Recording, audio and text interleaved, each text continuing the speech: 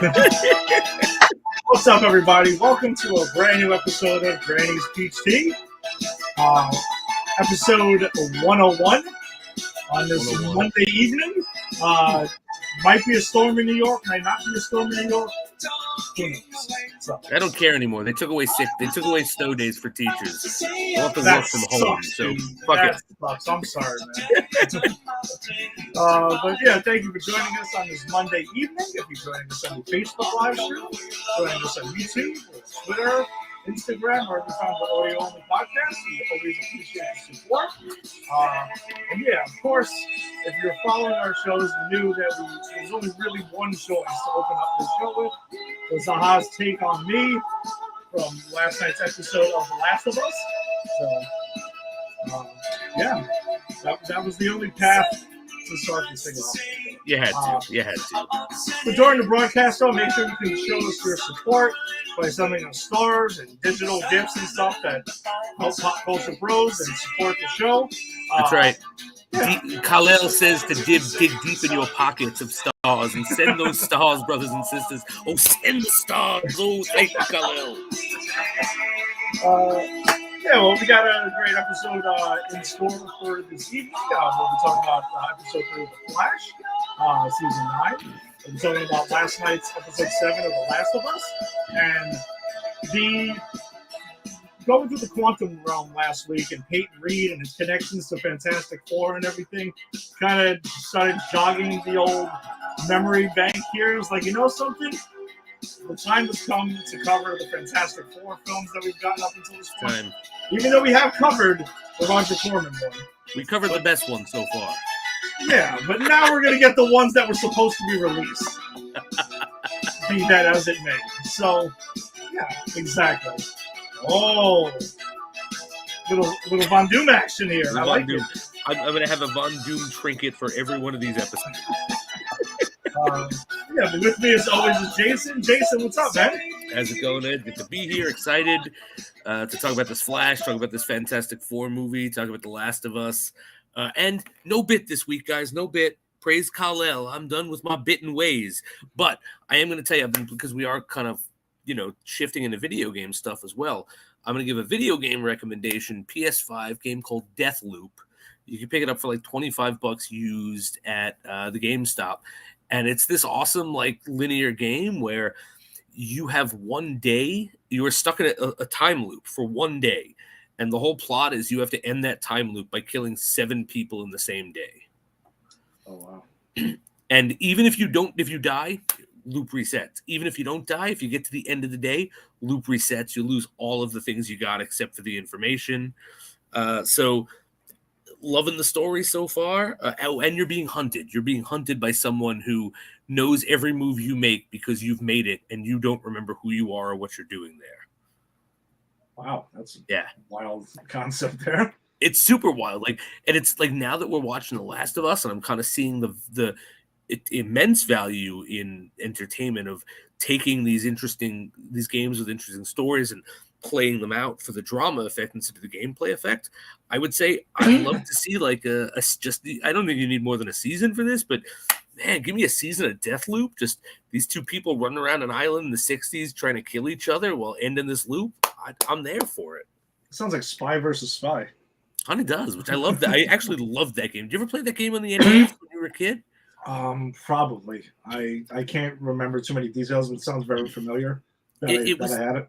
It didn't have much replayability, but the whole thing is you were one of the spies, a black one or the white one, and you were running around planting bombs or springs or I don't know, acid washes. You're just planting traps.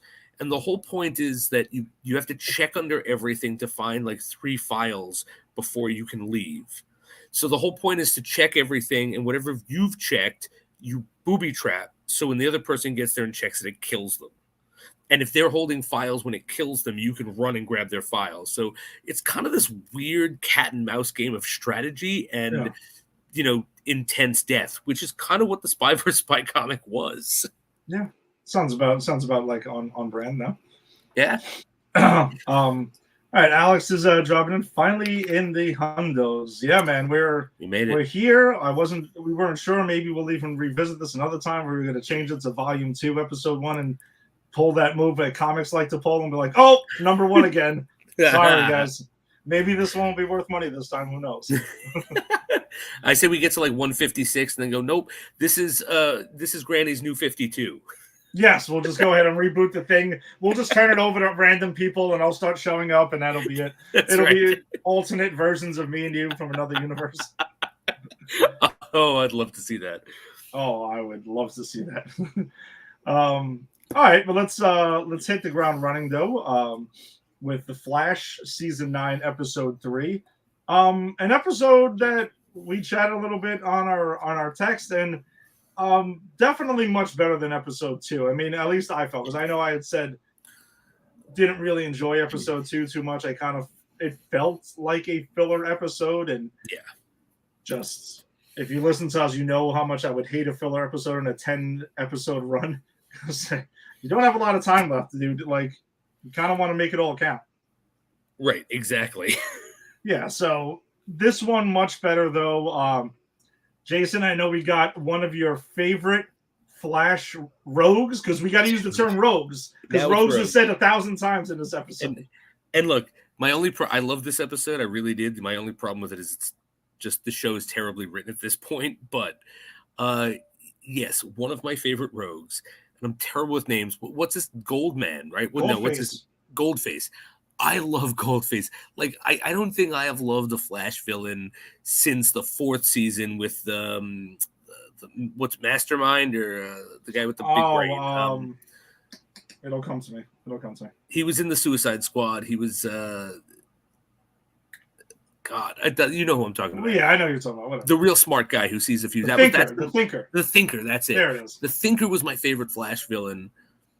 Obviously, not counting Thawne, because that is the Flash villain. Yes. I mean, that's Zoom. I liked also a lot. I liked Zoom a lot too. I was disappointed it wasn't Candyman under the mask.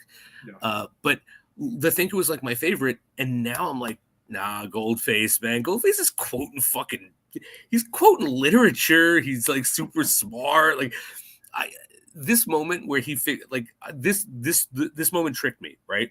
Because they were hinting that he was going to figure out who Barry Allen was, that Barry Allen was the Flash. Mm-hmm. And when he gets to it, everyone else is like, yeah, dude, we got there like 20 minutes ago. Yeah. And I'm like, oh shit, that's hysterical. Because I thought this was going to be like a big, look how smart I am moment. It's like, no, everyone knows that already. Yeah, because even Jacko was just like, dude, I figured that out. Come on, it's obviously the Flash. He is the same order at jitters as the Flash. So I'm glad you brought that up, because that was something that made me want to just like throw something at my TV. Wow, the Flash goes ahead and orders jitters in full costume. Oh, really? Really? Probably not. Probably not. That's right? All right. That's stupid. But is it stupidity beneath what we've had?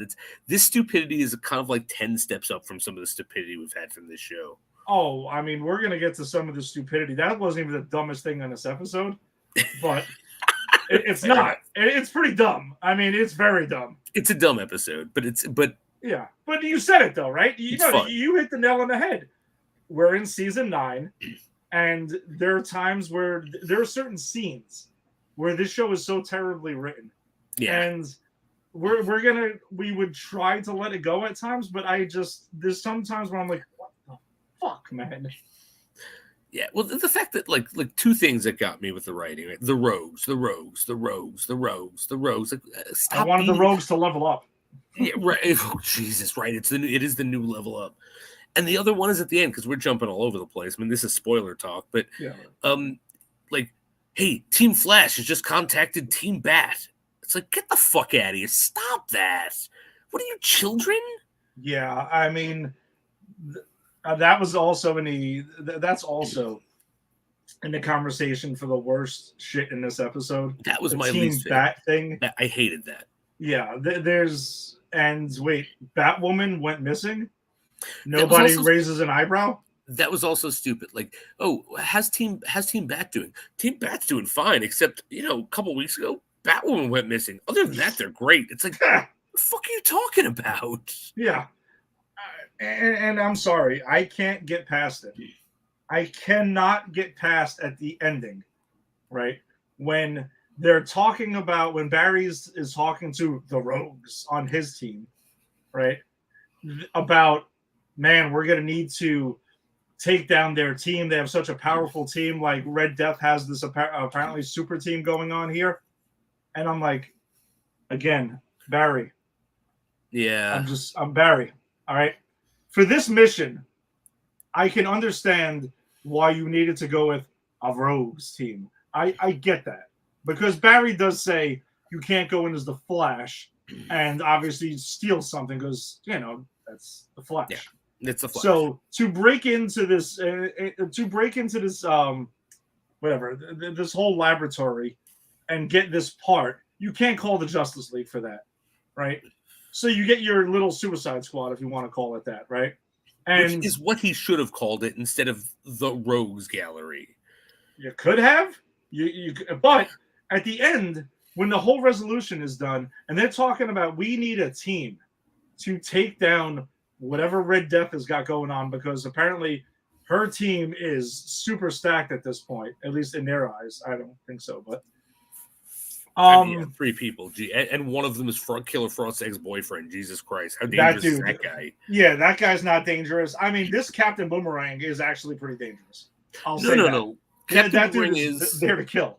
As well as the one, and I forget her name, but the one who doesn't talk and splits the guy in two. She's pretty dangerous. But Murmur. That's it, Murmur. Yeah. But like, come on, that's it. Yeah. But it just Fiddler's so disappointing. No, she is, and I'll get to the in context thing, but I had to jump to this because it just drove me nuts. This is when you call the Justice League that you're supposedly a part of. I'm sorry. Although, who's left in this Justice League? Because, all right, Kara is still active. They kind of alluded to that. Kara's still going. Kara's still there. Black Lightning is still active. We learned that last season when he showed up. You're right. Superman, we know, is still active. It's only Batwoman, which I don't know what they did because they've never addressed the fact that she's missing, at least on the other shows. You are correct. I forgot that Superman was part of that. And I forgot that Supergirl was still active. Oh, and Martian Manhunter also is a part of it, and he's still active because they said that at the end of Supergirl. Yeah, okay, you're right. I don't like if this is an apocalyptic event. Why isn't he calling on them if he needs a team? Yeah, and I do subscribe to the solo superhero movies in a shared universe need to happen. So therefore, you can't keep calling in the Avengers or your team for every single thing. I get that. I suspend belief with that. But this is it. This is it. This is what you would call in for. And I wonder if to beat them at the end of the season, he's actually going to have to kind of do that. I think, I was going to say, I think that might be where it's building. Like maybe this is poor writing because I like this episode a lot. I had fun with it. But it's really poorly written. The show has been poorly written for years. Not always, just the past couple of years. Since I'd say after season 5 is when it really started to go downhill writing-wise. Yeah. So this might be their like ham-fisted attempt to entice the audience to, hey, we got to get all the heroes together and some rogues and a whole bunch of people, but we'll start with the rogues. But it's just done so poorly. It's like, if that's where you're going, well, all we're doing is going, why don't you skip the rogues? Like, yeah, I don't know, even what you said before, like, I don't know, you need something stolen? Call Martian Manhunter. The guy is in the DOD and can shapeshift. I'm sure he can just walk out with what you need.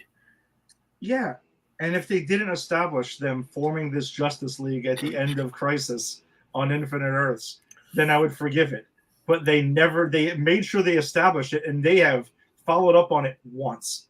There was one time last season when Black Lightning shows up that they show this, comically random fucking airplane hangar that supposedly is their Hall of Justice. And that was it. Otherwise, it's never been acknowledged again. It's ridiculous. Yeah, they should at least have a line or two explaining why he can't. Yeah, something. Just acknowledging it. Yeah. So the short thing here is, we find out in the beginning Murmur is back and she's working with Captain Boomerang and I'm sorry, is it the Fiddler? The Fiddler, yeah, sorry. and Fiddler, they're going to go steal this quantum vibration engine. And you know who it's for. It's for Red Death. We've seen that. The heroes learned that. And the big reveal at the end of this is who Red Death is. And it's who we knew. Not such a big reveal because A, they leaked it in the online. Yes. But even outside of that, B, Red Death's, before we even see who she is, has the bat signal on her chest. Well, and I believe they use the bat-like song. So I was going to tell you this. So this is the pop of Red Death that I have. Mm-hmm. Okay. The costume is actually spot on. I don't know if you can see that because I know there's a glare right there. I can see the picture. I can't see the actual thing, but I see the costume. Okay. But the costume is accurate. I mean, it's there. I mean, it's like to the T. So I'll give them credit on that. But for sure. And this was supposed in the comics, as we mentioned like 2 weeks ago, or whatever, that it is Bruce Wayne. It's an alternate universe Bruce Wayne. Right. And we suspected either way that they were going to cater it to the CW verse, Arrowverse, and we knew also that Batwoman was going to be in this season. So they've altered it. I'm sure we'll learn how and why she's with the negative Speed Force now and everything. And I'm glad to see her. I like this actress. She was one of the things I did like about Batwoman. Yeah. No, she was a huge step up for that. But yeah.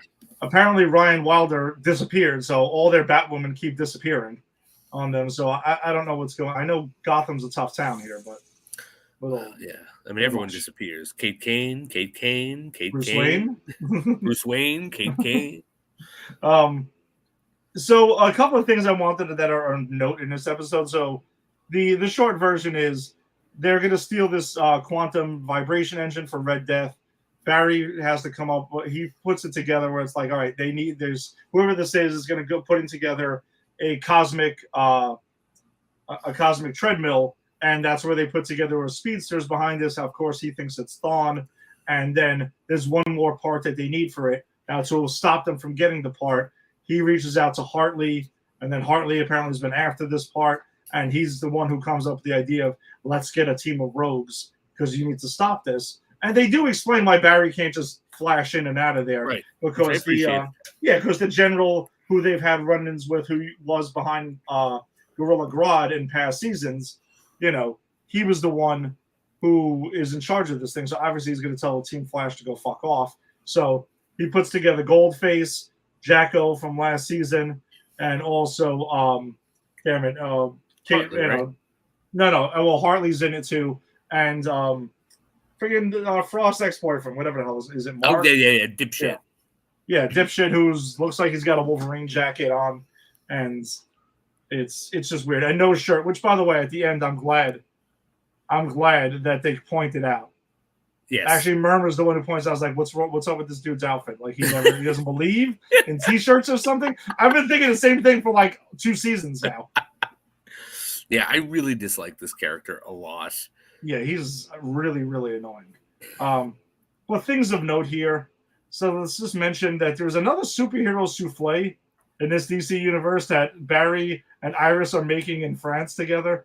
So we've had this in Superman 2, this Superman souffle. So I don't know what's with the souffle shit. Yeah, that was weird. And can you get a doggy bag? It's like, what? Yeah, stop it. It's like that's such a tired joke. Yeah, done with that. I'm also really done with the Allegra again. Stop it. Why is this still happening? She's like avoiding him. Like again, they're in high school, right? Or junior high school. No, junior. At this point, they've gone to junior high school because I think people are more direct in high school. I teach high school. This shit isn't good. This is junior high school shit. Like, oh, but we kissed. Wasn't good. What was good? Oh, I don't know. Do we like each other? Shut the fuck up. I don't care. It's been like 3 seasons. Fuck. Don't fuck. I don't care. Keep it away from me. And Allegra is like running away from him in this episode, like blatantly avoiding him, and it's just beyond tired already. And Chester's just like, hey, I just want to talk to you. No, I can't talk right now. I've got to go. Like, why? Fuck you, Flash. Oh wow, there it is.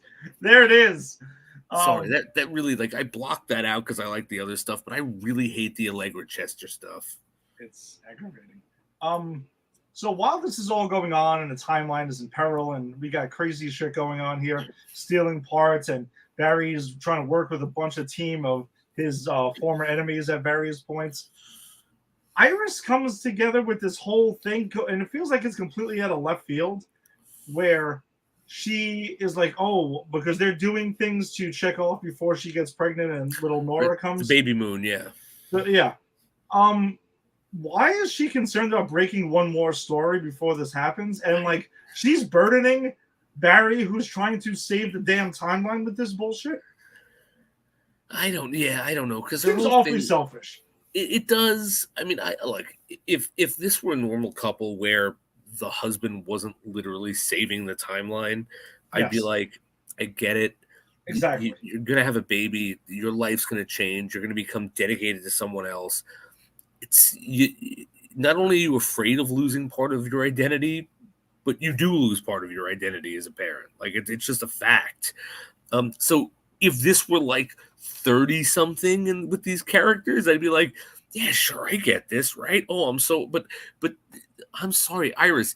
The man is trying to keep the literal fucking timeline together. You know what happens if he fails because he's helping you get that one last scoop? Everyone dies, including you. The scoop is meaningless. Exactly. I'm like, Iris, come on. Like, get your shit together. Enough. Like, how about help the timeline instead of your own personal fucking gain over here? I don't know. I felt that kind of irritating. And then I think that one of my favorite scenes in this episode, though, was when they break into the place and they knock down the meta dampeners and stuff, because that's also why Barry needs them. Mm-hmm. And we get a pretty cool fight scene where we get Goldface matched up with Captain Boomerang. That, by the way, I think was the best fight in all of them. Absolutely, 100%. Because it was Goldface, and that Captain Boomerang's super cool, too. Yeah, so they have this really sick fight that's going. It's brief, but, it's a pretty cool fight that's going on there. And then we get the big reveal that Frost Boyfriend is the traitor and has been working actually with Red Death's team.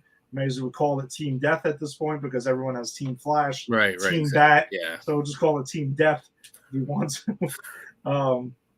And then Red Death shows up and pretty much, dampens Barry's powers because we find out that she's connected to the negative Speed Force, whisks them away, and then we get the big reveal at the end because the whole thing was he was promised, Frost Boyfriend was promised, get me this part and I will help you bring Frost back. And then he says, well, we don't even know who you are under this mask. How can we trust you? Big reveal that, that it's Ryan Wilder. Yeah, it's Ryan Wilder, and then she's vanished. So sets up next week. I mean, again, overall an entertaining episode, but still just the goofy writing is just something we're going to have to deal with. And it's a shittily written show at this point. It's not going to change. I like that this was a heist episode. I always like when good guys have to work with the bad guys. I actually really liked that moment where Barry realized, you know what, I can't expect them to trust me if I don't trust them. And then in trusting them, the only one who turns on them is the one who was in his team. Like everyone else, they even run to his defense. He wouldn't have gotten out of there without them. So I really like that. Like, but again, it's shitty writing. And we didn't talk about, because who cares? The fucking Caitlin Snow Frost new person. Because who cares? What do they do with that? What a waste of a good actress. Yeah, I mean, her whole thing is pretty much like, I don't know anything about myself. I can't wait. It's so exciting to discover new things about myself because I don't know if I like things. I don't know anything about anything. And it's another tired trope with the show that we've gotten there. We didn't need to introduce a new version of Caitlin, in the last season with 10 episodes. Not unless they did what Angel did, which I think I talked about before, where they literally took one of the most wholesome, likable female characters and put a fucking god demon in her. And then the god demon realized that there was nothing, all of her people were gone, and she ruled nothing, and she was just a super powerful god demon stuck in this body with no one to care for her except for these people who cared for her because of the way she looked. And the whole thing is, that was interesting. That wasn't, Allegra, I'm part of the B plot now. We're going to be best friends. You took an A-lister and put them in the Allegra category. Gee, why? Did Danielle Panabaker wanted to make money but not finish the show?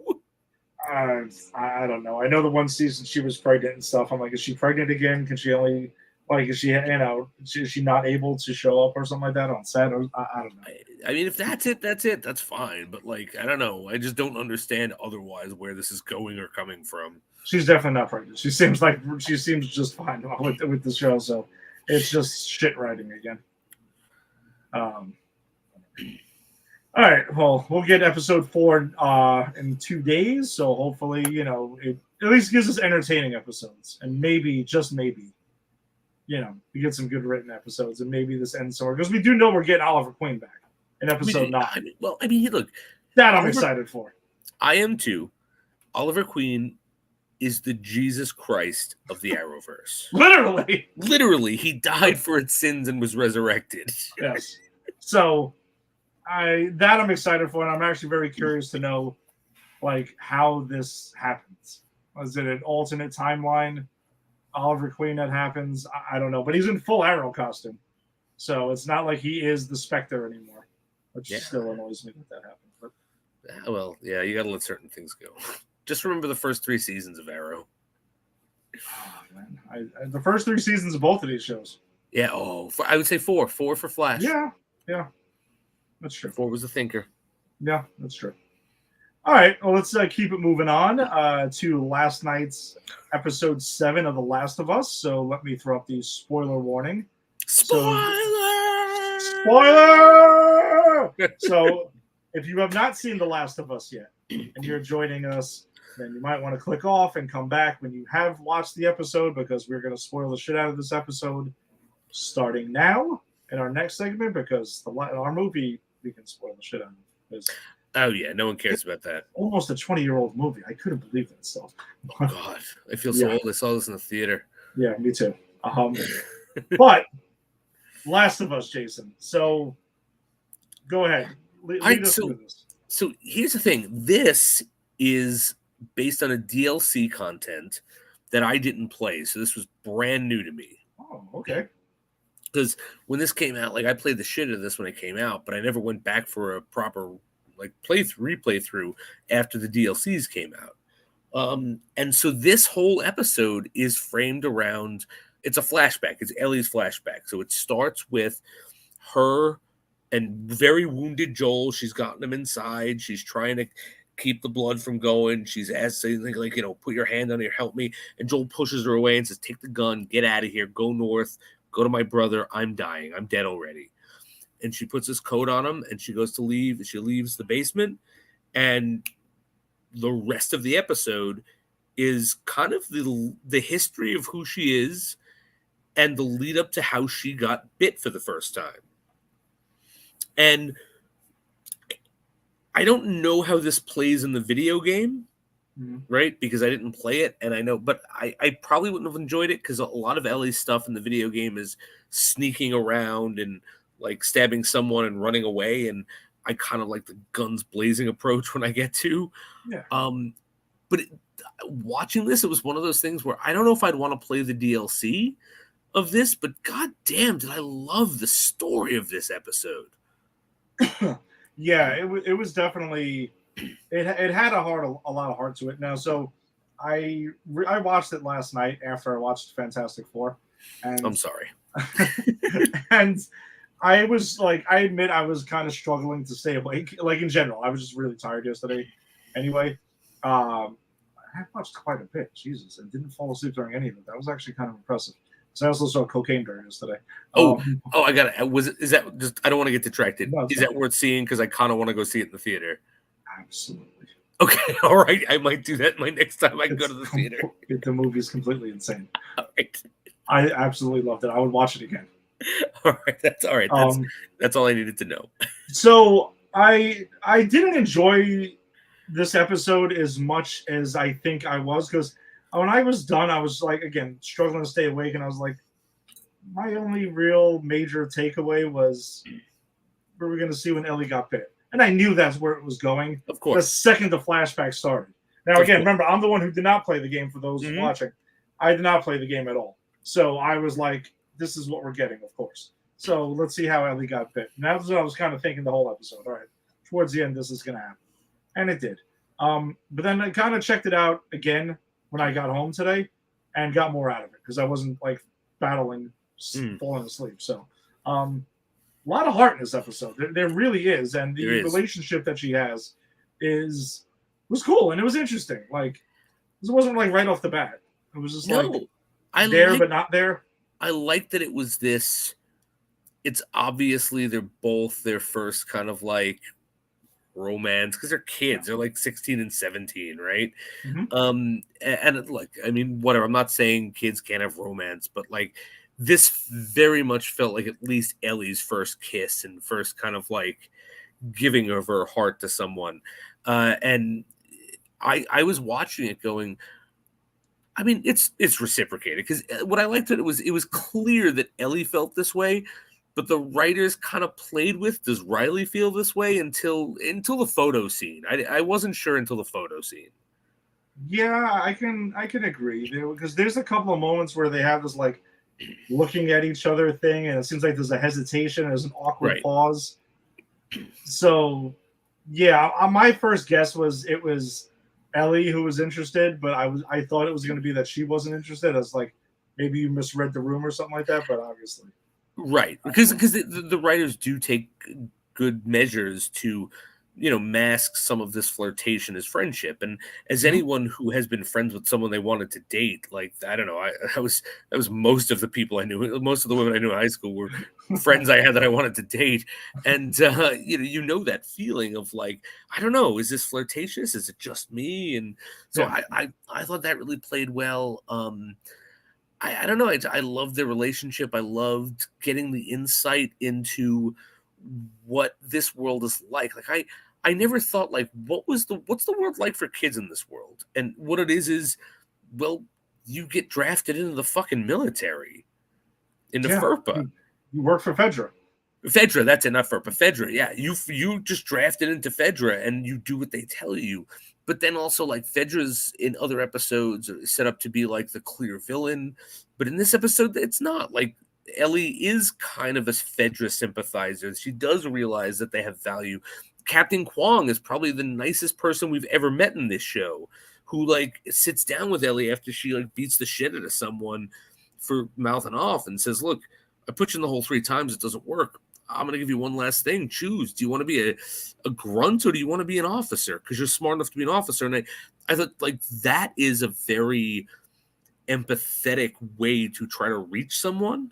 Mm-hmm. And so I don't know. It does add this thing that I've never thought about this world is what is this world outside of Joel and Ellie's journey? And we get to see it here. We get to see Fedra and the gray areas. We get to see them waking up this mall that, you know, seemed safe at first, cool. But that was an awesome scene where they go when they're in the carousel and they're playing that really slow Cure song, which I don't know, for me is the 90s like unrequited love song, you know. I'm listening to that and I'm watching them kind of like get together and I'm like, I don't know. I love this episode from start to finish. So there was a couple of interesting little things that I were there. Okay. So Ellie, when she gets her Walkman taken away and Captain Kwong gives it back to her, the tape that's there is Aha, it's Take On Me. Yes. So I actually didn't catch that the first time. I caught that the second time. And which is why it gets played when they are going down the escalator and everything like that. Because when I first saw it again, trying to like didn't have like the bird's eye, the Hawkeye going, I was like, that's a random song, but really cool, and we're definitely opening this tomorrow night. But that was my first train of thought. But then I was like, oh shit, wait, the tape. That's what she was listening to. Also, remember what they had in episode 3 where 80s meant danger was coming. Yes, that's right. Now we know why. 80s and then 90s was played when you said on a carousel. Yes. Safe. That's so. I didn't even think about that. Great fucking thought. Awesome, Man. awesome rewatch ability. Yeah. Don't just watch it once, watch it twice, damn it, and take your notes. If you can. If you can, absolutely if you can. Like, I usually cannot, but I try for the streaming shows at least. And that scene where she's on the elevator, I want to talk the escalator. I want to talk about that because you forget that the kids in this world don't know, like, things we take for granted in real life are magic to them. And when she's playing on that escalator, like, because she's never seen one before. So what is this fucking thing? Right, like, I'm going up, I'm going down, I'm not moving at all. Like, well, of course, that's what we do as kids when we first see an escalator, right? And here she is, like, doing it because she's seeing it for the first time. I just thought, what an amazing scene that was. It is. And by the way, the other thing too is this. So anyone who knows me would know how much I love fighting games, especially like 90s fighting games. Mortal Kombat. We get she's playing Mortal Kombat 2 in this now, but I think what's more interesting than that, because I love the fact that her choice was Raiden, who was my guy that I would like to choose. That was my preferred character. This actually syncs up with, I think it was episode 3 or 4 when they're in Kansas City and she sees Mortal Kombat 2 and she starts fucking around with it. This happened in the past. You're right. So it would make sense why she was like kind of extra excited. Otherwise, why the hell would some kid around in this time give 2 shits less about Mortal Kombat 2? That's a good point. And also in her room, I don't know if you caught this, but I was looking at, I don't know why I was looking at this on my first watch through, but she has posters on the wall. One of them is Mortal Kombat, but the other, which means nothing, is a movie called Inner Space with Martin Short, Dennis Quaid. Love Inner Space. I fucking loved Inner Space. I love that movie so much. It's a movie I watch all the time when I can.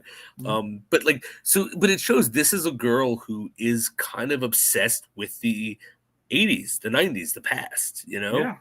Pop culture at the time. I mean, right. Plus, it's probably like what she can find. Right, exactly. Like, I don't, but though I want to know, this is what I want to know. Where in the year of their Lord, whatever the fuck it is, after the infected happened, did she find a pristine, like, poster of Inner Space? I can't find a poster of Inner Space now. My first thought was going to be that they raided some video store at some point, but that was too long. Like, a video store wouldn't have had it. Video store? We can't raid a video store now. They don't exist. No, I'm just saying, like, when you know, you got to assume in this zombie. No, sorry, I don't want to say zombie because I know on set that I've read they cannot say zombie. They have to say infected. In this infected apocalypse over here, like, they're raiding everything and everywhere. So I'm sure there was a Blockbuster video or 2 or all of them were raided and taken like whatever they could. Maybe it was there, but I'm like, no, they wouldn't have had posters at that year. So I don't know where the fuck she found it. I don't know, a store or something like that. I don't know. Was it a weird Hot Topic thing? Maybe. Hot Topics probably got raided. They definitely existed at the time, so I don't know. Perhaps so. Yeah, and good. We get the pun book. The pun book is introduced for the first time. That I thought was cool. I thought that was too, and I loved. I wrote one down, though, and I thought this was fucking brilliant because they tell a couple of them, they laugh, and then Ellie goes, "How does a CPU get drunk?" Screenshots, and they both go, "What's a screenshot?" Exactly. That was actually kind of like a cute moment that they had there. I love that moment. Yeah. So in the previews for I was going to talk about the previews of the next episode because there is something cool that I happened to catch online here that apparently it introduces Troy Baker, who is Joel's voice actor from the game, who's going to be in the show. That's awesome. What a cool Easter egg. Yeah, I thought that was pretty good. I figured you'd get a kick out of that one. Of course, I'm like, I read it was the voice actor. So yeah, that's awesome. I gotta say, this show is making all the right steps. Like I couldn't say anything negative about this show if I wanted to. Like I just from start to finish. Like I'm seeing we're at episode 7. I'm like, shit, we're almost done. I forgot what the episode count was for the season. We can't have too much left. I mean, we can't have more than 12, right? That's usually what a season runs these days. Yeah, I think that's my guess, is that it's probably like around 10 or 12 or something like that. So it's not going to do a whole 24 episode run or anything. No, no, and I don't think it could, but I don't want to leave yet. Like, I'm really enjoying this. No, me too. I absolutely am. But we also get the moment when she actually gets bit, and it was pretty. Even though we know that Ellie survives, but it was super sad when they both get bit and they show each other bites, and they're kind of like, "We're fucking done." Like, we both know it's over.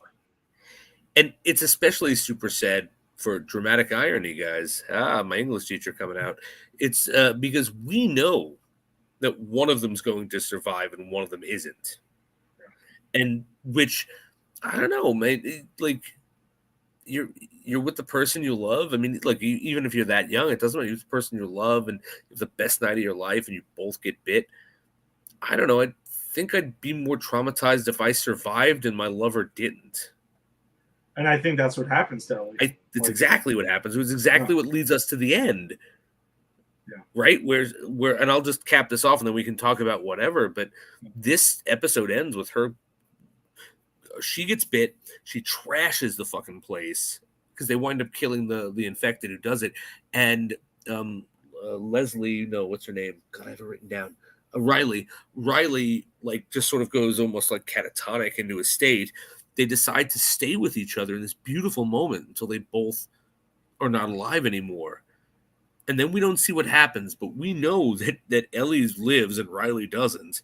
And then you see Ellie up in the in the present, grab a needle and thread, go down there to a dying Joel, and just start sewing his ass up. Like, that's it. Like, you're not dying on me. And he's screaming. She's like, you're not, you're going to be here. We're going to fix this.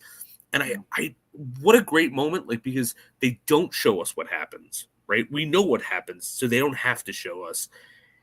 And just by her conviction of not losing someone else is just, it makes the episode completely make sense into where it fits into this story. Like, so Ellie mentions that she killed somebody in a previous episode. You think this is who it was? I think it might be. I don't think it was her as Riley. I think she wound up having to kill her after she turned and Ellie realized she wasn't turning. Yeah. Which makes it even worse. Yeah, I was trying to think back to the Sam episode when she had to put Sam down. Or when she wanted to she was in a situation of putting Sam down.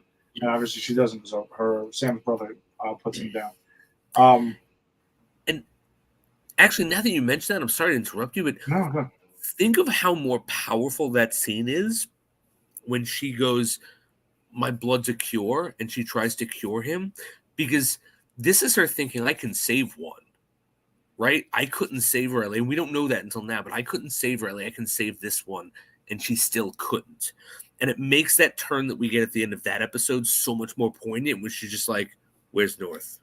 After they bury them. So I love the fact that this episode is making me look at previous episodes going like, that's so much more impactful now.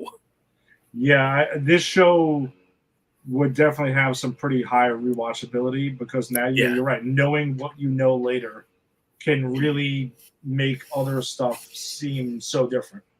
100%. I kind of gotten that through the MCU, honestly, recently, and I randomly caught, even though I keep on trying to avoid the MCU movies, that I know we're going to have to rewatch them, and I kind of want there to be a gap. But knowing what you know eventually, and then seeing it then, you're like, wow, this is, I don't know, it puts it into different contexts. Absolutely. So, all right. No, hell of an episode. I mean, they keep churning them out, man. It's amazing still. Yeah, it really is. And I've decided, actually, once this is over, I'm going to give myself enough time before the second season. I'm going to replay the first Last of Us with the DLCs, and then the second, so I go in super up to date and fresh for the second season, because that's how much I'm enjoying this season. It makes me want to play the video game again, and it's made me consider the idea of playing the game. I'm not gonna lie, it definitely has.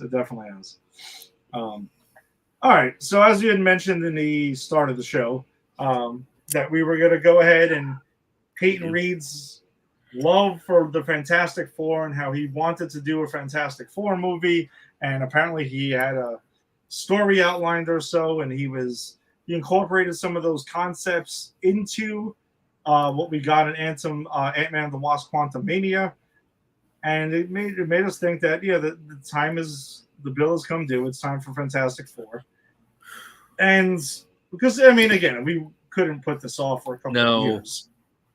No, we don't know what the hell's going to happen. I mean, who knows? We hope to be doing this still by the time that comes out, but we don't know. So let's listen. We decided let's go, and we did Roger Corman's Fantastic Four, the first Fantastic Four live action film. So if you want to check that out, go ahead and check out our episode that covered that. That's an interesting film that was made to never be released. But this here is 20th Century Fox having the full rights to Fantastic Four and everything connected to it, and their first attempt at this in 2005. Man, I have not seen this movie in quite some time. Me neither. It's been a while. It's been a while. I have this, by the way, I have the same exact opinion of it as I did the last time I saw it too, which is really funny. Yeah, I think that approach maybe we can talk about some stuff. We're not going to break any ground, right? By saying, "Oh, this movie sucks. This movie this movie that." No. Whatever. I'm going to say this. I actually do not dislike this movie. I can't say I like the movie. I like parts of the movie and I dislike parts of the movie. I think as a whole, for the time period it was made and for the way that comic book movies were made at that time, it's a fine movie. Like I'm not gonna shit on it. I'm not gonna fuck you movie. I do prefer, like, if you ask me which one I'd rather watch, this one or the Roger Corman one again, I'd watch the Roger Corman one again because I think it's a bit more campy and fun. But I'm going to give this a compliment. This movie is technically better than the Roger Corman one. And look, that is a big compliment coming from me because that is the standard with which I base all of the inferior Marvel movies on. Yeah, is it better than a movie that was made to never be released? Is that the case? It is. It was. All right. I don't hate this movie. I don't. I don't think I don't hate it. I've hated movies, especially ones that are like, if you watched our review of The Amazing Spider-Man and Amazing Spider-Man 2, those are movies I genuinely hated. I did shots on that episode, man. I never do shots on this show. No, you needed a lot to get through that. This movie, though, there's a lot of good things about this movie, and there are some really bad things about this movie. And they may or may not somewhat even out, just depends on what you're looking for. So I think the movie's terribly written. Yes. I think the cast is actually not bad. I think the cast, in my opinion at least, I don't think it's a terrible cast. And I know especially the big issue with this movie, and I'll never forget this, was the casting of Jessica Alba as Sue Storm, Invisible Girl, Invisible Woman, whichever. She goes by Invisible Girl briefly in this movie. Yeah. But it was because she didn't have blonde hair and blue eyes. That was like a big problem that fans had at the time. That's stupid. And they gave her the blonde hair and it looked ridiculous. In this, whatever. In this movie, it doesn't look as ridiculous, I don't think. But in the second one, they give her blue. She wears contacts, and it just looks strange. And I'm gonna say this: I have this is how I feel about the casting. Right? It's such a mixed bag. Two people they casted nailed it perfect. Wouldn't change them. Two people they casted, okay. One I thought was abysmal. And the casting I thought was abysmal was Jessica Alba. And not because she didn't have blonde hair or blue eyes, and not because she's Latina, because she's just not a very good actress. And I just don't think she was right for the role. Like, they go through great pains to, make her semi-invisible so we could see her in her skivvies. But like, yes, that's definitely which I thought was degrading to her. But I don't know. I thought personally she was a terrible choice for this role. All right, so I guess we can go through it. I was trying to pull up the cast so I don't like butcher the damn names of some of the actors in the film. 1 second. I know I'm going to butcher, especially I was going to butcher Reed Richards in this. Well, no one remembers him anyway. Arne Gruffeld? Gruffed? I don't know. Yeah. I only know him from this. Well, actually, I know him from this, and I know him from Horrible Bosses as the guy who shows up to pee on them. Oh, he's that guy? He is that guy. And shit, I love Horrible Bosses. I love the first one. The second one, not so much. But the first one was fucking awesome. Classic. He's the guy who they hire to come pee on them. Okay, who's the wet? Was it Wetworks guy? The wet worker guy. Yeah, something like that. They think he's a killer. Yeah, and they search for something. It was like man seeking men category, and this is who they come upon. So when I first saw Horrible Bosses, I'm like, oh shit, it's fucking Reed Richards. Now I see it and I'm like, oh wait, he's the fucking peon guy from Horrible Bosses. Yeah. I think he's fine as Reed Richards. I honestly don't have much of an issue with him as Reed. I don't know. I think he's fine. I mean, I'm not saying he's memorable. I'm not saying like or anything like that, but I mean, for right now, he's kind of Reed Richards live action. I mean, John Krasinski got like 5 minutes of screen time. Yeah, but which would you rather see again? So I thought about this. I wondered, what if they had this dude in Multiverse of Madness alongside Patrick Stewart? Now remember, alongside Patrick Stewart as Professor X, I would say everyone would love it because it was a cool callback along the lines of Spider-Man No Way Home. Yeah. But I don't think anyone would be salivating at the bit for him to be the MCU Reed Richards that people are with Krasinski. Like I agree with you. He's fine. But that's it. Fine. Period. Move on. You don't remember his name? Who cares? You'll never see him again unless you watch him piss on someone in Horrible Bosses. Like he was just there. That's my problem with him. I said he's one of the ones where I'm like, okay. I liked him. I actually liked him as Reed Richards. I didn't have really any issues with him. But you're right. He doesn't stand out. But I thought he was fine in the role. And then we get more in depth into. So then it takes us to Sue Storm of Jessica Alba. I mean, yes, a lot of the scenes in there is her getting invisible, and it's like, let's give you Jessica Alba naked but not naked, and there was a lot of that shit going on there. Yeah. And there was a lot of the characters in the scenes acknowledging in a way that it's Jessica Alba. Right. Like, Reed even mentions it when they wear the suits and stuff. So there's a lot of that going on.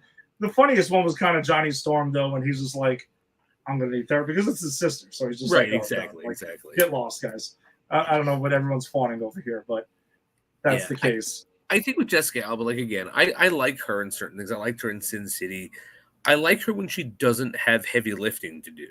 Because, again, I'm not shitting on her. She has a great career, and I don't begrudge her for it. I like her as an actress because when she's in the right roles, but she's supposed to be this super smart woman who is kind of outmaneuvering Reed Richards at points in this. And it's like, I just didn't buy it with her. I just don't think she had the acting chops at the time. Maybe she could do it now. I mean, things change, but I don't think when she did it, she kind of had the chops for it.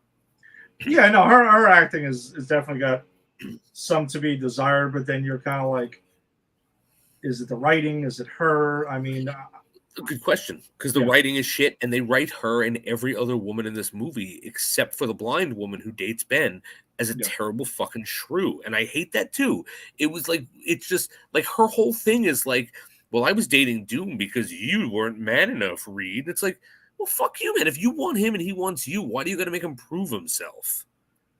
All right, so I'm glad you brought this up because I was going to get to this at some point. The whole love triangle that they have between Reed, Stupid. Sue, and Victor, I don't fully understand it. Like, all right, Reed and Sue used to date when this movie opens, right? And she's working for Victor.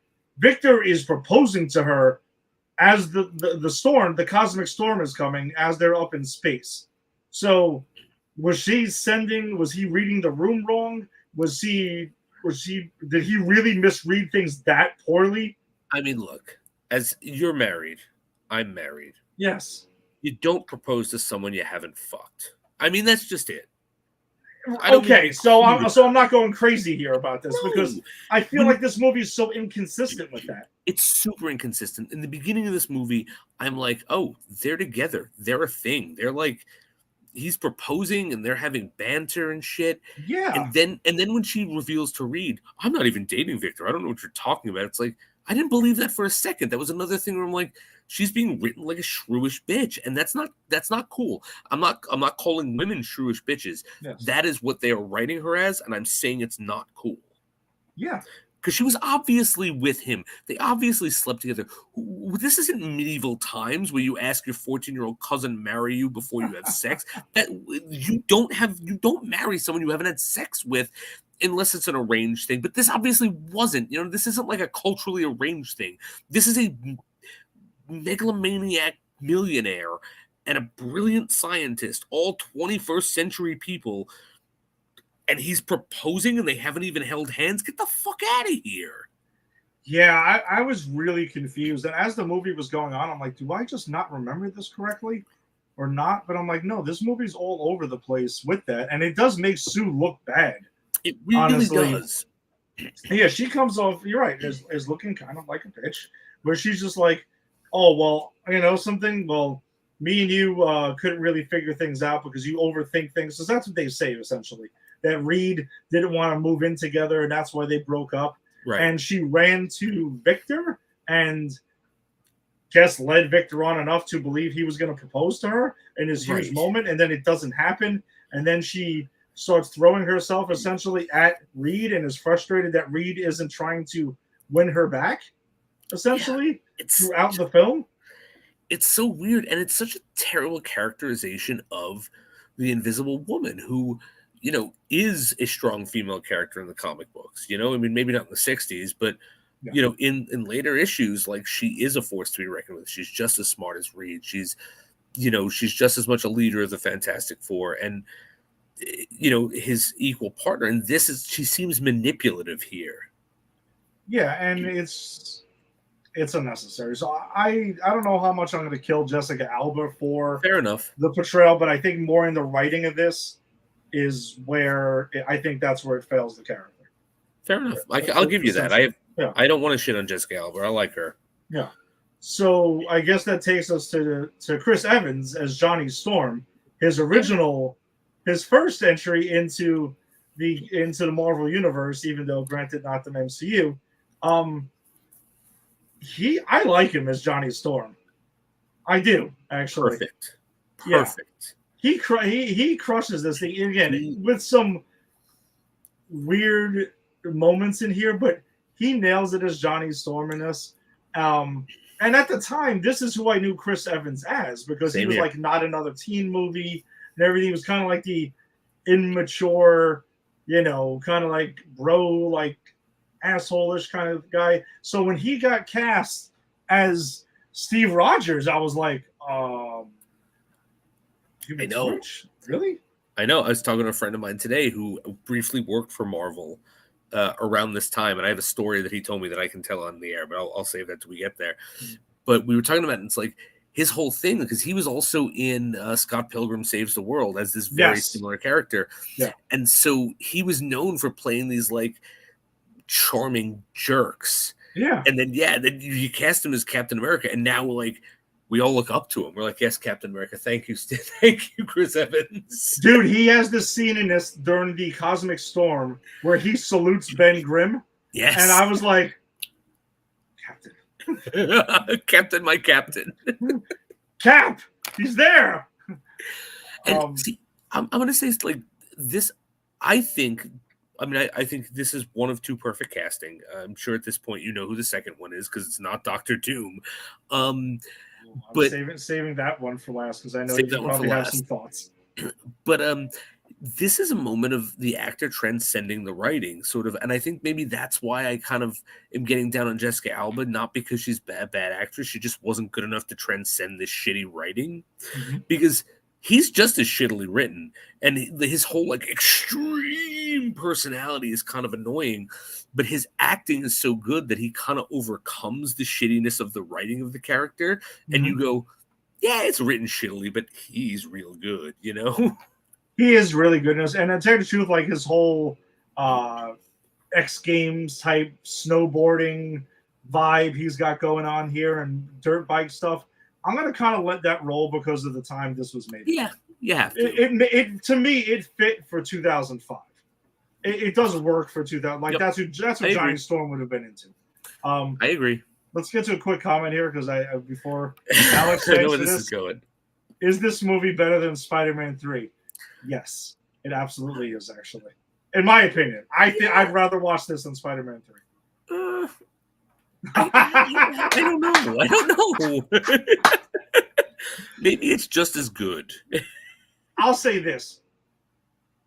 Right off the top, why it's so easy for me to answer is because I don't have Peter Parker being reduced to a whiny bitch for a fucking 2.5 hours. Fair enough. And an evil Mary Jane and an awful Eddie Brock Venom.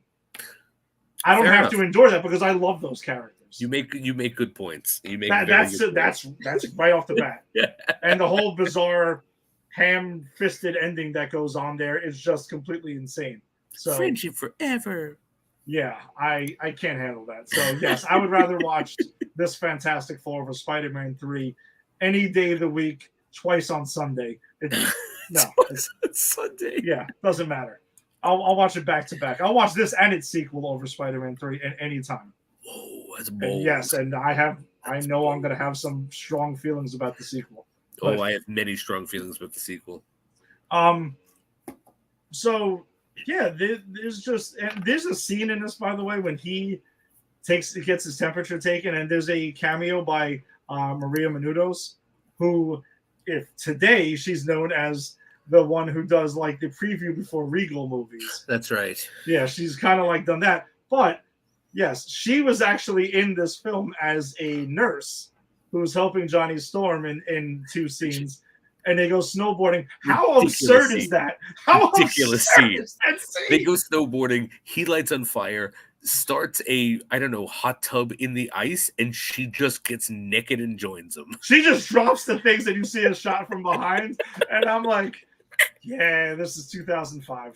Definitely, 2005. It's a ridiculous scene. The cameo, whatever. I mean, she was. I didn't even realize she was someone big, to be honest. Yeah, she's carved out herself a nice little career now, but she's usually like around movie talk, movie news, and things like that. So it kind of fits like what she's doing now. But yeah, she's in this film here. Also, I guess that would bring us to, before I get to specific moments, that brings us to Ben Grimm, Michael Chiklis. Fucking perfect, nailed it. Like, I actually wish they could just bring Michael Chiklis back to do this again in the MCU, but actually just let him be the voice of a CGI, like, because he doesn't look great in the suit, but that's not his fault. The suit could be better at this time. I actually don't hate the suit. It doesn't have the big eyebrows from the comics. As you can see here, the eyebrows are missing. Yeah, no in a way. I don't care. Even like Johnny asks him, "Where are your ears?" and stuff, because that's they poke fun. I think the best thing about this movie is Michael Chiklis and Chris Evans like banter. I think that's something they nail in the comic. Their love-hate relationship for each other. I think Michael Chiklis is perfect in this. Like, he was a great Ben Grimm before he changes. He's got the voice, he's got the stature and the attitude, and then when they put the rock suit on him, I think he makes it work. Like, he is the reason, I would say, if you're looking for a reason to see this movie, he's the reason. Like I can't slight anything he does in this movie.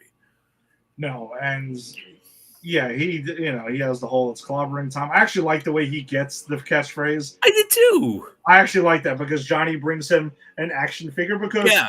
in this they're out in the open about who they are and stuff like that. So people, of course, are trying to make money off of it. So Johnny's totally embracing the whole thing. And he's like, yeah, it's clobbering time. And then before he punches Doom in a big moment in the film, he breaks it out. And I'm like, all right, that's cool.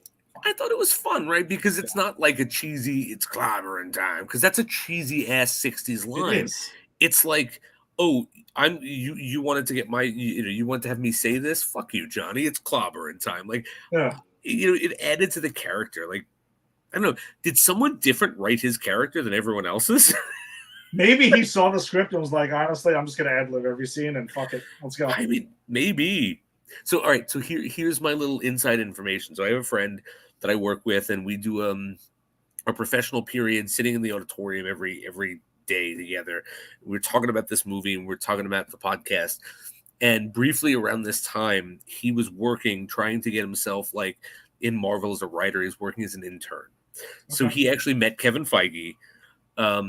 He got reprimanded by Kevin Feige once because they had studio execs in, and the studio execs went, "Get us coffee, boy." And he did with his own money, and he asked for the money, and they were like, and Kevin Feige pulled him aside and said, "Never ask our executives for the money. Ask me, I'll give it to you, but never our executives." Oh, wow. But cool that he reimbursed him. But anyway, so he actually saw a call sheet for possible people they were thinking about casting for this movie. And on that call sheet that he saw for Ben Grimm was Exhibit. What? Yes. What? So apparently at the time, Exhibit had the Pimp My Ride show. So yeah. he was known, and apparently he has a gravelly voice. So that was just someone. He doesn't know if they talked to him, if it was ever like anything, but he was definitely on a call sheet at some point to reach out for about this. Wow, that is, man, things that you're glad that did not happen, right? Imagine living in that multiverse where Exhibit was Ben Grimm. Yeah, I can't have that. That would have no. So let's talk about Debbie, since we're talking about Ben Grimm here. The worst character in the fucking non-MCU, the worst character in this movie. So he comes back from space and he breaks into this big and tall shop, which, by the way, the fact that he had the trench coat and the hat, I fucking loved. I loved it so much. I so much adored that. He was spot on. He goes to his fiance. Comic book accurate in this. He really is. Ben Grimm. You're right. I think even out of all the 5 major characters in this film, he's the best. Even I think he's a slight notch above Human Torch in this. I agree because I think Michael Chiklis just is Ben Grimm. Yes, like in real life, I can see this.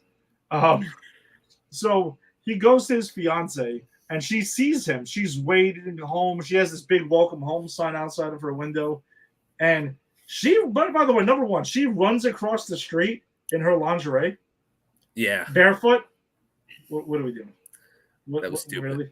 That was just completely incompetent. And I remembered that from when I saw this movie. And I was like, wait, this happens? Yep. That's definitely how I remember it. It's Laurie Holden, who, we saw in season 3 of The Boys. And she's also in The Walking Dead as well. So comic fans are very familiar with her. Oh, that's right. I have an action figure of her, actually, from The Walking Dead. Yeah, because I was collecting Walking Dead action figures for a bit when I was doing the stop-motion movies because they were so articulate. Oh, nice. And she sees Ben, and she just, runs away in horror. And then when they have their big coming out party on the fucking bridge, and it looks like it's the Williamsburg Bridge or not, whatever it's supposed to be, whatever the hell, in Vancouver, well, they shot this thing. So she shows up to fight through this whole crowd of people to reject him again. He wasn't even looking for her at the point, and throws the engagement ring on the floor. And it's so sad when he can't pick it up. It's dude, his What is wrong with her? journey is terrifying. It's so sad, and she's the worst because it's like, hey, honey, I've really changed. I don't think you should see me. No, Ben, I love you no matter what. Even if you were a big, ugly rock monster, I would love you. Okay, I'm a big, ugly rock monster. Let me see you. I love you anyway. You're a big, ugly rock monster. And then in that scene, she runs, and he's like, "But baby, it's me." And she starts screaming, and strangers are like, "I'm calling the cops on you, buddy." Yeah. I'm just like, you bitch. He's a big, Yes. ugly rock monster. Isn't that enough? She is the worst. And then you're right. Absolute worst. She comes back just to like he's not looking for. He's kind of like he's having his moment, right? And that bridge scene is actually, I think, a really good scene. I think it's a super cool comic book like coming out origin story. I dig it a lot.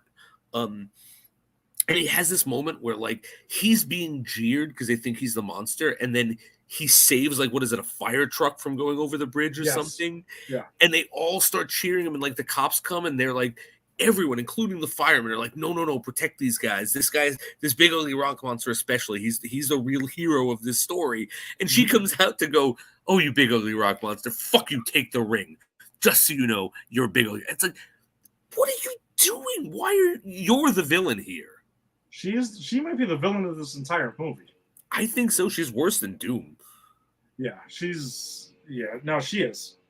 And in the sense of evil in this film, yes. Yes. But then we also get Alicia Masters, who was played by Kerry Washington, who became, just very early on. She's, is a big TV actress now. Yeah, she's great. Yeah, she's awesome. But she's in this as Alicia Masters, who's, the blind woman he meets in a bar, and is very sweet and like takes him in and stuff like that. And is at the end of the movie, she's very hardly in this movie, and it's followed up in the sequel. But cool to see her in this film. I thought. By the way, Maria Menounos is listed, as not name of character. It's listed as sexy nurse. I said, well, yes, sexy nurse. That's what women are, just sexy things. I actually have a hard-hitting question that I know Rick is really going to appreciate. This is a granny's hard-hitting question. Yes. The Thing can't fuck, right? Like he would rip a woman to shreds with his big rock penis. I would assume. So, like, him and Kerry Washington are in a loving, sexless relationship. As much as we think. This is very much a Brody question, by the way. That's really what this is. You should just have a paper cup right here and just holding that the whole episode. But go ahead, please. I'm asking the hard-hitting questions here is if the Thing can have sex, and if not, how does his relationship work? Like, I don't know. I'm just throwing it out there. I think these questions have to be asked, Ed. Jason, it raises a lot of questions. If we're going to get into the Thing's anatomy in the Mr. Torpedo area, in the fun zone, as was said in Boogie Nights. and I think the real question is, how does the Thing get his rocks off? Oh, wow. I set that up for a while. Nice. Well played, my friend. Well played. Thank you.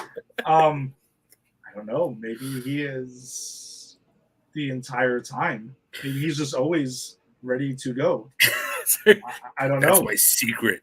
I'm always horny. Exactly. No, I mean, maybe the rock penis is always a rock, so he's just ready. I don't know. I mean, raises a lot of questions. It does. But I don't want to answer so much. Right, fine. Let's get away. Somebody out there can try to answer these questions, and please drop in the comment section. Feel free no more hard-hitting questions here. Let's get back to these characters. Oh man! All right, so that brings us to Julian McMahon's Victor Von Doom, Dr. Doom. You definitely should start this one off because, all right, I don't even know what to say. His powers are stuff. All right, so I have a lot of thoughts about Victor Von Doom. As anyone who's listened to the show and heard me talk, Dr. Doom is my favorite supervillain of all time. You got to respect a guy who will be the head of a country that he rules with an iron fist, and still rob banks in Spider-Man comic books. I mean, you got to respect that game, right? So, so many missteps with Doom in this. So the first, I think, is casting Nip Tuck. I like Nip Tuck. I think he was great on Nip Tuck. He's not Doctor Doom in this at all. He's so smarmy, and Doom's not smarmy. He's cocky, and there's a big difference. We don't actually see the Doom mask until the end. We don't see the Doom getup until the end, which I'm not going to blame him for that. Like, but these are just missteps with the character. And the fact that he gets powers. Now, I know that in the comic around this time they had retcon things where he had powers. It was the ultimate line. Right. So I'm not going to beat up the movie too much for that, but it's like, this is the first Fantastic Four movie. Give me a more traditional Doom. That's what I wanted. The reason I think it's stupid, even in the comic books, to give Doom powers is because it really undercuts how fucking petty the character is, and it's what I love about him. Because Doom's whole thing was, Reed is smarter than me. Fuck him. I'm going to take over a country. Oh, wait. Reed has gotten powers on accident because he was in space. Fuck him. I'm going to learn magic. Like, Doom's whole thing is, he's not given anything. Reed pisses him off and he gets more power. Like, he's the guy who goes, I'll help you guys defeat Galactus. I'm going to steal Galactus's power because Reed Richards is more powerful than me. Like, that's his whole thing. And so to give him a power with them, I just thought that was, I didn't like that. I thought that was stupid. I felt like so I think these movies were in some weird spot at the time because the Ultimate line had launched around this time, and I'm sure Marvel wanted to, because this is really a fusion of Ultimate Fantastic Four and Fantastic Four, right? Like it's a fusion of it, and you're not going to be able to win either way. And the MCU also does take things from the Ultimate line as well. Not as often, but they do. Right. And not this drastic, at least. I don't mind them doing that. It's just this, as you said, this was a bit too drastic. Like, this is this is Doctor Doom. This is a villain with a capital V from the first family of Marvel. Yeah. It's like, you want all of them, to be as close to the original source material. At least, I mean, that's my thought anyway. Mm-hmm. Yeah, but I'm also confused of what his powers are in this one. Jason, let's just ride with it and say, all right, Dr. Doom has powers. Fine. What the fuck are they in this movie? I don't know. He absorbs metal? Yeah, it's electricity. He's turning to metal. I'm a little confused of what's going on. They don't really do it. It was very much kind of like in the Christopher Reeve Superman vein of just random grab bag of powers that are not exactly defined. Yeah, and that's the thing is, I'll be honest with you, I really like the beginning of this movie. By the end of this movie, I'm like not paying attention, which is what happened last night when I watched it. Like, I really paid attention to up until a certain point, and then by the end, I'm like, oh, Doom's in this. Oh, man, what the fuck's he doing? But you're right, like, it's just a grab bag of powers. I'm metal. There's electricity. I can absorb. I can change. I can shapeshift, and it's like, well, what is it? I don't know. I legitimately have no idea. It's just whatever it happens here. So I don't know. What do you think of the look of Doom once he finally is in full costume? All right. I thought the full costume Doom, I thought it looked okay. Yeah. Like, they got the mask, they got the green. I thought it looked fine. But we just don't get enough of it, is my problem. Like, but when we're done with this review, I'm going to tell you exactly what I am hoping this MCU movie is, because I've thought about this a lot, and it includes a lot of Doctor Doom dressed like this. I don't want to see a pretty face Doom, except in the beginning, before he puts this fucking mask on and ruins that pretty face. Which they kind of allude to in this, right? Like, he thinks his face is scarred, which is why he puts the mask on.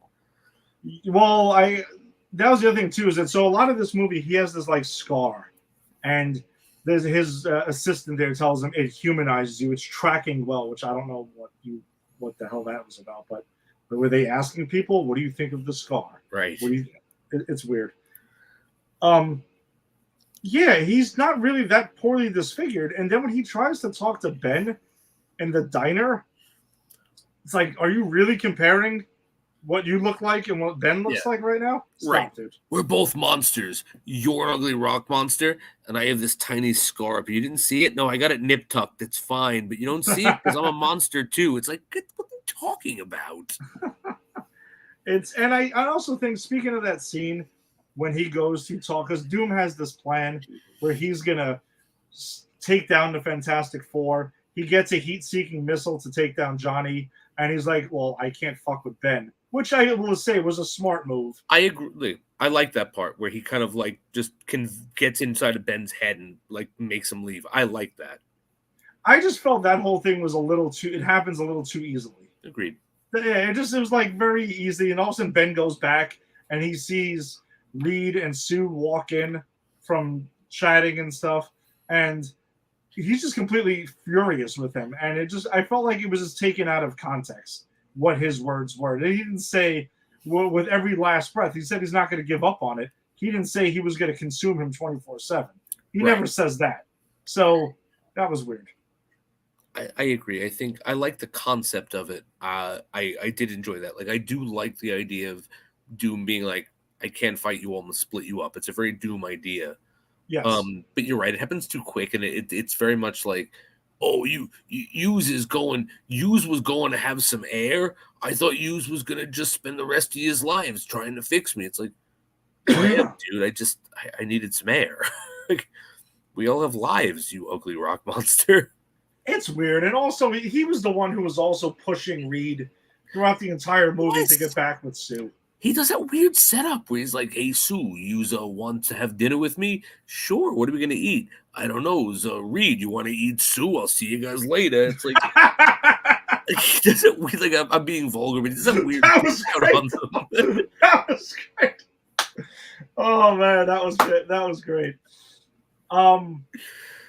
And it leads to one of the things I have a big issue with in this movie. So Doom, like Reed is trying to recreate the storm with this machine. He doesn't have enough power, but Doom with his grab bag of powers can supercharge the machine and get it. So he cures Ben Grimm. And then Ben sees that the three of them are going to get their asses handed to them without him. At least he feels that would be the case. And he throws himself back in there and fixes the machine to give himself back the powers. That was awful. That's really where this movie really is like, that's the ultimate punch in the nuts to me. And that is so stupid. You know what actually would have made that better? If Victor's whole thing was not, I'm going to turn you against Reed. I'm just going to cure you, dude. No, I'm benevolent. Because that's a Doom thing to do, right? A Doom thing to do is to go, I could kick Reed's ass. I could kick Sue's ass. I could kick Johnny's ass. I can't touch the Thing. Oh, I'll fix this. Hey, Thing, you having a tough time, buddy? I can cure you. Hey, they're not going to look into it. I can look into it. And then there is no like, hey, Hughes is not looking into my condition. Yeah. It's just more like, no, I've cured you. Now I've cured you. Ha ha ha! I've gotten you out of the way. Like that actually would have been so much cooler. Exactly. And again, poor writing in this film. Like there was just no need for that. Or I would have thought maybe the whole thing plays out as dumb as it is, and it turns out Victor cannot cure him. There is no cure for Ben's condition, and it just comes back. And that's how he comes back. Because I just don't buy Ben Grimm voluntarily wanting to become the Thing again. I have a tough time with that. Here's the thing. I buy it if it was the only way I could save these people or to become the Thing, I will take this on. I do buy that, but I think you need a little more setup. Like I buy it from the character Ben Grimm from the comic. I don't buy it from this Ben Grimm because we didn't take the time to set it up. And that's why I think like if instead of this whole like I'm just going to turn you against the Fantastic Four, it just becomes I'm going to cure you because this is what you want.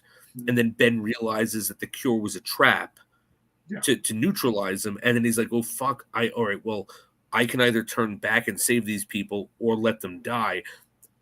With those stakes, I can see him making that. I just don't think the writers led the breadcrumbs correctly for us to believe this Ben Grimm would choose that. Yeah, it's very strange. It's a very strange thing. And by the way, their fight with Doom at the end of the movie, super lame. That's so I don't like stupid. that. I hated that thing. It's so stupid. That last fight is the worst. Well, what was the line again? What happens when you superheat? Oh, fuck!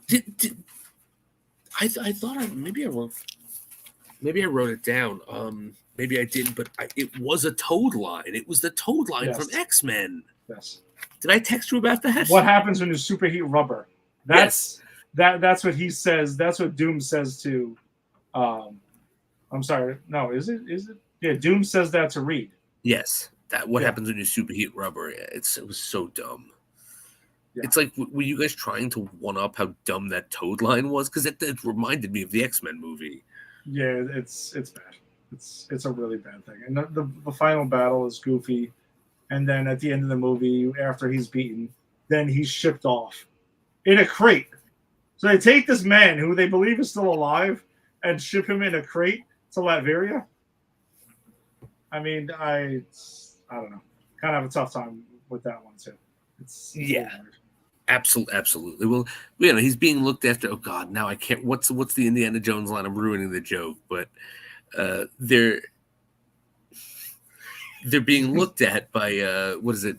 By people of authority. Whatever. I don't know, wherever they send that shit to. You know what I mean? Yeah.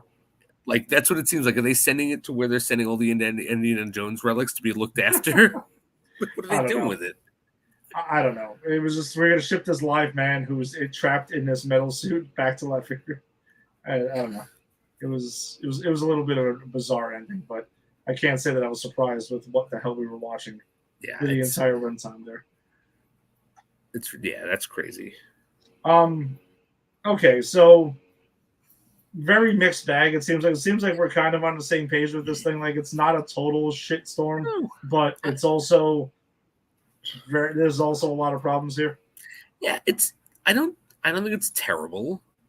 I don't think it's good. I think it has good things. It has terrible things. Yeah. I think they kind of even out to like a wash for me. It's like if you asked me to watch this again for like, you know, the 200th episode of the show, would I be mad? No. If you asked me if I wanted to watch this again, no. Like, you know, if I caught it on cable, it's a perfectly good like cable show, you know, like a cable movie. It's like I'm not going to turn it off, but I'm not going to seek it out. But again, I'm going to say I'm going to end it on a positive. Michael Chiklis, best Ben Grimm. I thought that's where this movie really shines, is in the Ben Grimm stuff. And yeah, I don't know. Give me a real Doom, guys. Give me a real Doom. And I also will say Human Torch. Chris Evans' Human Torch is those two are the shining parts of this. He's a very close second. I just really like Michael Chiklis. I think if I had to pick one, it would be him. But yeah, I think Chris Evans is fantastic as well. Yeah. Let's get a comment from Tim right here before we wrap this thing up. Tim says best Fantastic Four movie. Should we hold off reservation before we deem this what it is? I mean, no, we've seen what's coming. We've seen what's coming, but you know how it is. Things set differently. I don't know. I'm not saying I'm very hopeful because I'm not. Here's the thing. I'm barely able to admit. I mean, no, I've admitted this was a superiorly made movie. I still would rather watch the Roger Corman one. So I can't imagine that Dumashev and the Fan Four Sticks and Galactus the Space Mist is going to make me think any differently. Like it's this and the Roger Corman one, I'll put them at tied. If I change my mind, I'll eat my words.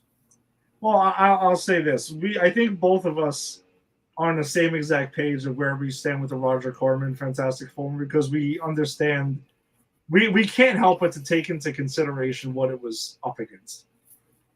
The movie was literally made to never be seen or released ever. I mean, it's a lot. It's a lot to deal with. This movie was not made on a $1 million budget.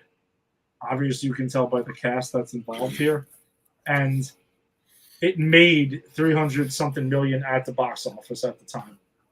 So I think we just give the Roger Corman movie as the underdog story and a little engine that tried its best.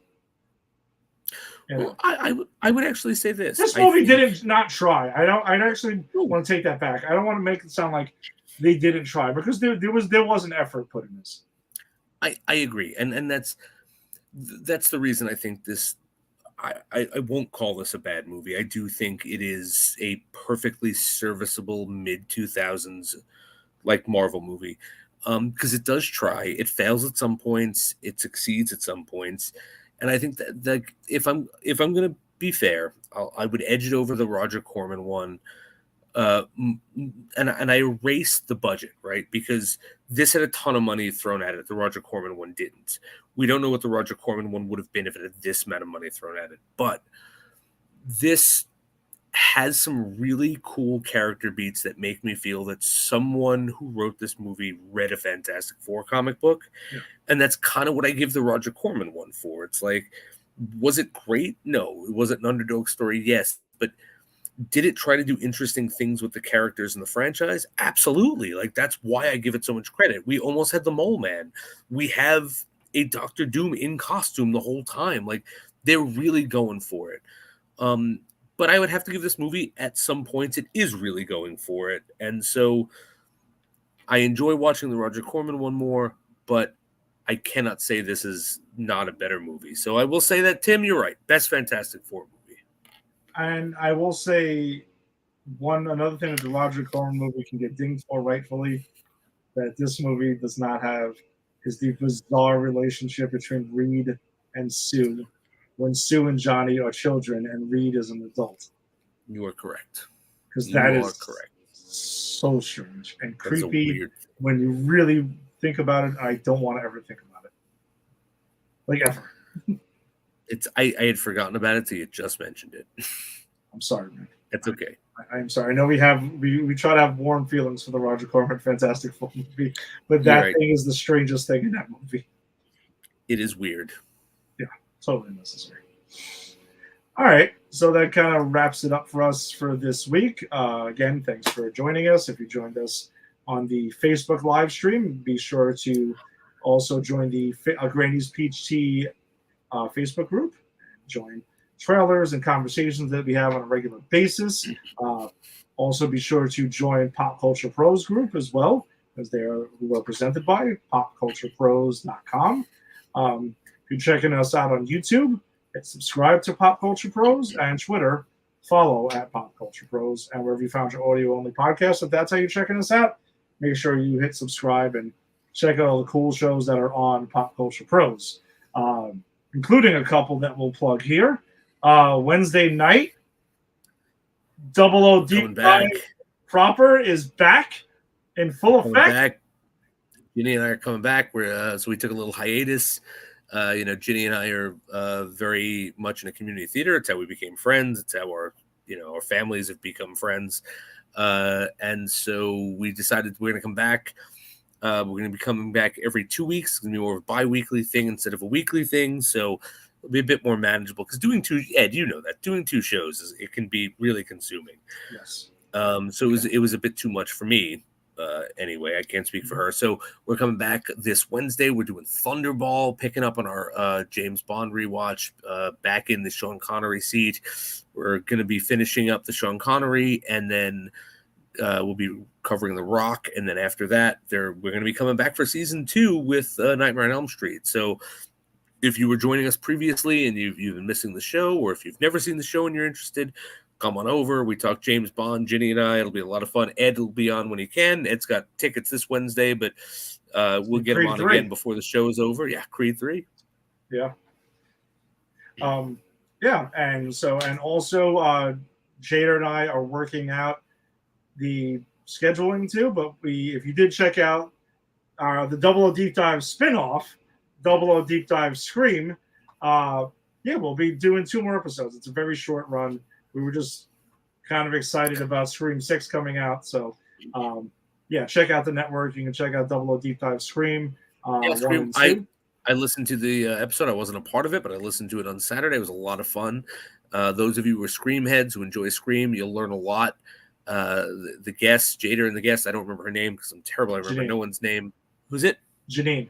Jada and Janine knew a ton of stuff that I didn't know of these movies, and I've watched these movies a ton of times. So if you're interested in Scream, definitely check it out.